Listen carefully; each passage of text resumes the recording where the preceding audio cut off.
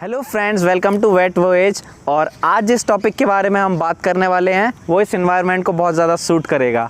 हम आज बात करने वाले हैं स्क्वायरल्स की। वेट, जब हम स्क्वायरल्स के बारे में सोचते हैं तो हमारे में दिमाग में क्या इमेज आती है? यही स्क्वायरल्स जो हम पेड़ों पे देखते हैं? नहीं। आज जिन स्क्वायरल्स के बारे में आज हम बात करने वाले हैं वो स्क्वायरल्स हैं बहुत अमेजिंग, जिनकी पर्सनैलिटी उनके नाम में बिल्कुल भी नहीं झलकती।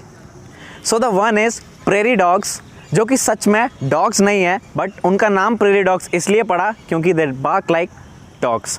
दूसरा है फ्लाइंग स्क्वायरल, जिसके नाम को सुनकर हमें लग रहा है कि शायद ये स्क्वायरल्स फ्लाई करती होंगी, लेकिन क्या ये सच में फ्लाई करती हैं या नहीं, ये जानने के लिए आपको ये वीडियो देखनी होगी लास्ट तक।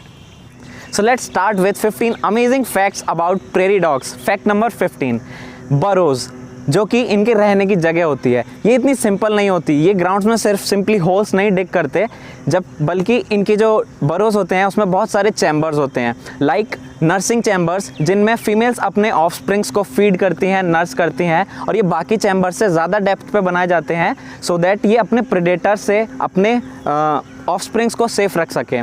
इसके अलावा दूसरे चैम्बर्स होते हैं like air chambers, night chambers, winter chambers, जो ये साल के डिफरेंट टाइम पे अकॉर्डिंगली यूज़ करते हैं जब इनको कोई भी एक्टिविटी परफॉर्म करनी होती है। तो fact number 14, you will be amazed to know कि प्रेरी डॉग्स स्क्वायरल्स होते हैं, लेकिन कुछ प्रेरी डॉग्स को देखा गया है कि दूसरी ग्राउंड स्क्वायरल्स को किल भी कर देते हैं, जबकि ऑन द अदर हैंड कुछ आउल्स को देखा गया है कि ये इनके बरोज में आके रहते हैं, जबकि उनको ये कोई भी हार्म नहीं पहुंचाते।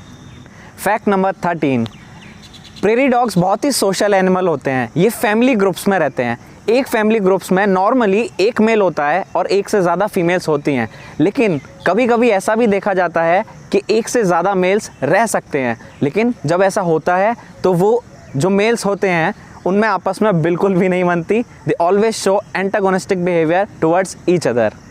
Let me add another very interesting thing on this. जब भी आप कभी दो प्रेरी डॉग्स को ओरल कॉन्टैक्टिंग या ग्रूमिंग करते हुए देखें तो आप इस चीज़ को समझ लीजिए कि वो दोनों प्रेरी डॉग्स एक ही फैमिली ग्रुप को बिलोंग करते हैं। Fact number 12, prairie dogs are highly territorial animals. जब भी एक फैमिली ग्रुप की फीमेल किसी इंट्रूडर को देखती है कि वो उनकी टेरिटरी को ऑक्यूपाई करने की कोशिश कर रहा है, तो वो अपने रेजिडेंट मेल्स को कॉल करके बुलाती हैं और वो ये सिग्नल देती हैं कि go and fight with that stranger so that he can not occupy our territory. बिल्कुल ऐसे ही जैसे कि हम लोगों के घर में जब भी कोई स्ट्रेंजर आता है तो हमारी मम्मी सबसे पहले हमारे फादर्स को कॉल करती हैं कि attend him. Fact number 11, in general all the prairie dogs have 50 chromosomes, but there is one prairie dog that is Gunnison prairie dog, जिसका क्रोमोसोम नंबर होता है 40। फैक्ट नंबर 10, अगर आप देखते हैं कि प्रेरी डॉग्स की फीमेल्स अपने बरोज में बहुत लेट नाइट को रिटर्न कर रही हैं, तो you should assume it as कि वो फीमेल्स अपने हीट में या एस्ट्रस में हैं। Fact number 9, the mating calls.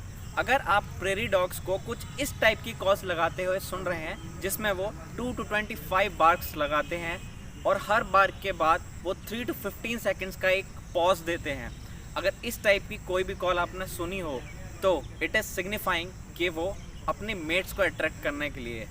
Fact number 8, prairie dogs के जो मेल्स होते हैं जस्ट आफ्टर द कॉपुलेशन वो फीमेल्स में अपना पूरा इंटरेस्ट लूज़ कर देते हैं, लेकिन इन ऑर्डर टू इंश्योर कि कोई दूसरे मेल्स उस फीमेल पे दोबारा से मेटिंग अटैम्प्ट्स ना करें, वो उस फीमेल के जेनाइटल ट्रैक्ट में एक कॉपुलेटरी प्लग को इंसर्ट करते हैं।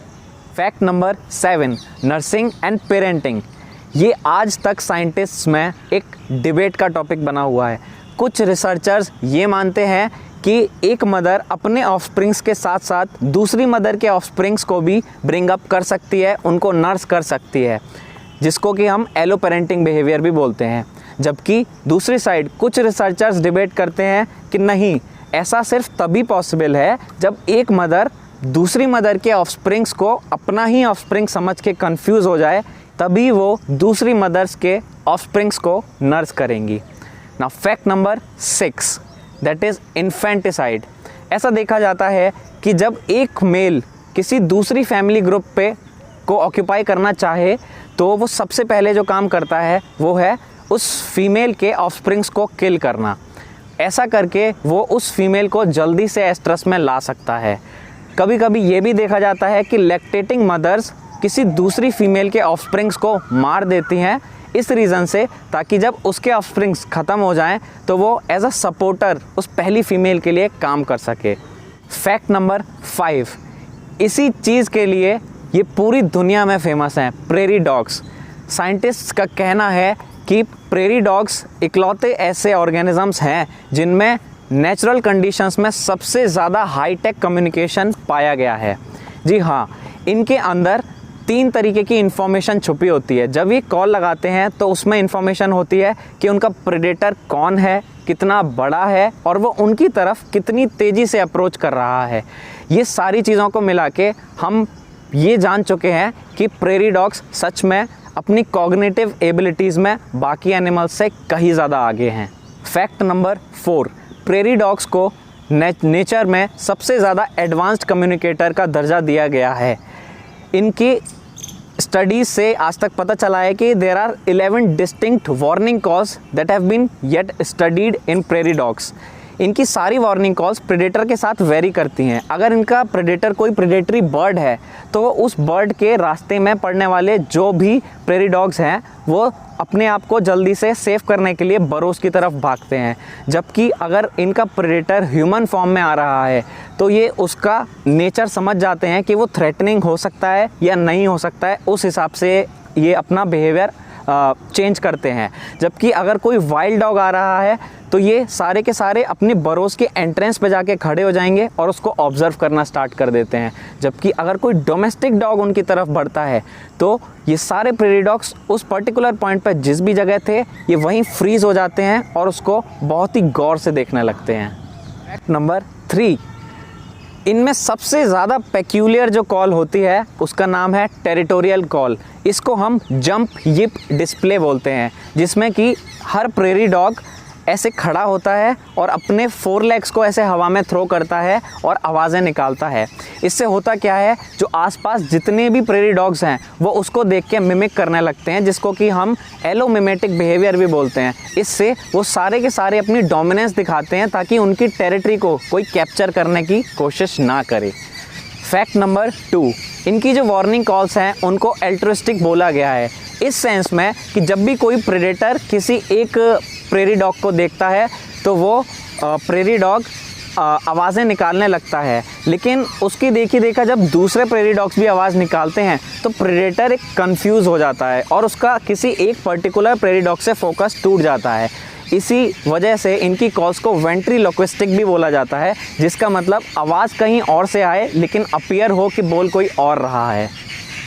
Last but not the least, fact number 1, prairie dogs इतने फैसिनेटिंग होते हैं, आपने अभी सब कुछ देखा, लेकिन कुछ लोग आज भी इनको as a pocket pet use नहीं करना चाहते। और इसके लिए रिकमेंडेशंस क्यों हैं ऐसी? बिकॉज इनके अंदर कुछ ऐसी जूनोटिक डिजीज़ेज़ हैं जो एक एनिमल से उन ह्यूमंस को पहुंच सकती हैं जो इनको एज अ पेट रखना चाहते हैं। And these zoonotic diseases are bubonic plague and tularemia, that is also called as rabbit fever. तो जैसा कि वीडियो की शुरुआत में हमने आपसे बोला था कि हम वीडियो के लास्ट में फ्लाइंग स्क्वेरल्स को डिस्कस करेंगे। So come on guys, let us discuss top 5 facts about the flying squirrels. Number 5, जितनी भी स्क्वेरल्स पे स्टडी की गई है उन सभी स्क्वेरल्स में से फ्लाइंग स्क्वेरल्स की हाइंड लेग की लेंथ सबसे ज़्यादा लंबी पाई गई है। दूसरी चीज़, ये फ्लाइंग स्क्वेरल्स बिहेवियरली नॉक्टर्नल होती हैं, यानी कि ये रात को एक्टिव होती हैं, जिसकी वजह से इनकी रिक्वायरमेंट है कि इनकी आंखों में ज़्यादा से ज़्यादा लाइट आए। देयरफॉर इनके पास एक एडेप्टेशन है, that is they have got large round big eyes, जिनकी मदद से ये ज़्यादा से ज़्यादा लाइट कलेक्ट कर सकती हैं और अपने आप को रात में नाइट विजन इंप्रूव करा सकती हैं। Fact number 4, the flying squirrels are the only non squirrels जिनमें यूवी लाइट अगर उनके ऊपर एक्सपोज की जाए तो वो ग्लो करती हैं। That is the fluorescence effect is oftenly found to occur in flying squirrels. जब प्रोफेसर जोनाथन मार्टिन अपने काम से लौट रहे थे तो उन्होंने रास्ते में एक्सीडेंटली एक फ्लाइंग स्क्वेरल के ऊपर यूवी लाइट का एक्सपोजर दिया रात को, जिसकी वजह से उसकी बॉडी ग्लो करी बबल पिंक कलर की। लेकिन उनको लगा कि शायद ये एक ही केस होगा एक्सीडेंटली जो हुआ, लेकिन उसके आगे उन्होंने इसको कंफर्म करने के लिए अपनी स्टडीज़ को आगे बढ़ाया और लास्ट में ये पता चला कि फ्लाइंग स्क्वायरल्स सारी की सारी ग्लो करती हैं जब उनके ऊपर रात को यूवी लाइट गिरती है। और खास बात ये कि उनकी बॉडी वेंट्रल साइड पे ज्यादा ग्लो करती है as compare to the dorsal side. इसका रीजन आज तक किसी भी साइंटिस्ट को नहीं पता है कि ऐसा क्यों होता है, but there are some suggestions regarding this कि शायद वो नेविगेशन और कम्युनिकेशन में हेल्प करता है। Fact number 3, the most awaited one. ये फैक्ट आपको बताएगा कि क्यों फ्लाइंग स्क्वायरल्स को फ्लाइंग स्क्वायरल्स बोला जाता है। फ्लाइंग स्क्वायरल्स ने इवोल्यूशन के टाइम पे अपने अंदर एक एडेप्टेशन ग्रो किया, क्योंकि वो क्वाड्रिपल्ड मोशन यानी अपने चारों पैरों पर चलने में इतनी सक्सेसफुल नहीं थी, तो उनके अंदर एक एडेप्टेशन आया, दैट इज पेटेजियम। पेटेजियम एक मेम्ब्रेनस स्ट्रक्चर होता है जो कि उनके एंकल से रिस्ट तक स्ट्रेच होता है, जिसकी मदद से वो हवा में ग्लाइड कर सकती हैं। जी हाँ, ये फ्लाइंग स्क्वायरल्स किसी भी हाइट से एक पेड़ से दूसरे पेड़ तक जाने के लिए इस एनर्जी एफिशिएंट तरीके को इस्तेमाल करती हैं। एनर्जी एफिशिएंट इसलिए कि अगर आप सोचें ये 2 पेड़ हैं, अगर आपको इस पेड़ से इस पेड़ तक जाना है तो आपके पास 2 तरीके हैं। एक नीचे आएंगे, ग्राउंड पे चलेंगे, फिर ऊपर दूसरे पेड़ पे जाएंगे, या दूसरा तरीका आप डायरेक्ट यहाँ से जंप करके फ्लाई करते हुए यहाँ पे आ जाएंगे। तो ऐसा ही कुछ करती हैं हमारे ये स्पेशल क्रिएचर्स फ्लाइंग स्क्वायरल्स। इसके अलावा इनके पास कुछ एनाटॉमिकल फीचर्स और भी हैं जो इन्हें इस ग्लाइड में मदद करते हैं। चलिए देखते हैं वो कैसे। इनकी रिस्ट के पास एक कार्टिलेजिनस स्पर भी होता है जो अपटर्न पोजीशन में रहता है, जो कि ना एक स्टीयरिंग का काम करता है। जैसे कि हम कार में डायरेक्शन चेंज करने के लिए स्टीयरिंग को चलाते हैं, वैसे ये अपने इस कार्टिलेज को यूज करते हैं so that they can change the direction while they are gliding in the air. अगर उनको लगता है कि जिस टारगेटेड ट्री पे वो जाने वाले हैं, लैंड करने वाले हैं, उस पर कोई खतरा है, तो वो अपना डायरेक्शन बीच में ही चेंज करके किसी दूसरे पेड़ को अब अपना टारगेट बना सकते हैं। और अगर उन्हें लैंड करना है किसी भी ट्रंक पे, तो उनको काफी चोट लग सकती है क्योंकि they are gliding with the high velocity. तो इस चीज को अवॉइड करने के लिए they have some adaptations like वो अपने चारों पैरों को एक साथ लैंड करते हैं सो दैट उनका इम्पैक्ट जो है वो चारों पैरों पे इक्वली डिस्ट्रीब्यूट हो सके। फैक्ट नंबर 2, बाकी स्क्वायरल्स की तरह फ्लाइंग स्क्वायरल्स को कभी भी हाइबरनेट करते हुए नहीं देखा जाता। तो अब आपके दिमाग में एक क्वेश्चन आएगा कि फिर ये कैसे बहुत ज्यादा लीथल कोल्ड कंडीशंस में अपने आप को सरवाइव करती हैं। तो इसका आंसर है हडलिंग बिहेवियर। ये flying squirrels family group members और नॉन फैमिली ग्रुप मेंबर्स दोनों के साथ एक ग्रुप बनाती हैं, जिसकी वजह से एक दूसरे की हीट को एक्सचेंज करके अपने आप को कंफर्ट दे सकती हैं, and this is how they will survive the lethal cold conditions. And finally fact number 1, ये बहुत ही स्पेशल फैक्ट होने वाला है स्पेशली फॉर देम जो अभी तक इस वीडियो में हमारे साथ बने हुए हैं। This is about how the flying squirrels are associated with medical field. एक स्पेशल टाइप की फ्लाइंग स्क्वायरल होती है जिसका नाम है कॉम्प्लेक्स टूथ फ्लाइंग स्क्वायरल और साइंटिफिकली नोन एज ट्रोगोप्टेरस। इसके अंदर इसके फीकल मैटर में कुछ ऐसे कंपाउंड्स पाए गए हैं which are used in ulcer treatment in case of humans. Other than this, there are certain antithrombic flavonoids and some trogopterans named compounds which are biologically active in showing the cytotoxic activity towards the tumor cell lines of human cancers. So इसका मतलब ये flying squirrels medical field में काफी depth में study की जा रही हैं to treat the tumors of humans. इसके साथ साथ एक एपिडेमिक कंडीशन होती है दैट इज कॉल्ड सिल्वेटिक टाइफस, जो कि इन फ्लाइंग स्क्वायरल्स को ह्यूमन पॉपुलेशन के साथ इंटरेक्ट करने के लिए अनसेफ प्रेजेंट करती है। तो गाइस आज के लिए इतना ही। मैं बहुत बहुत थैंकफुल हूँ अगर आपने ये पूरी वीडियो को देखा। Do not forget to like the video and share, and more subscriptions we need this time.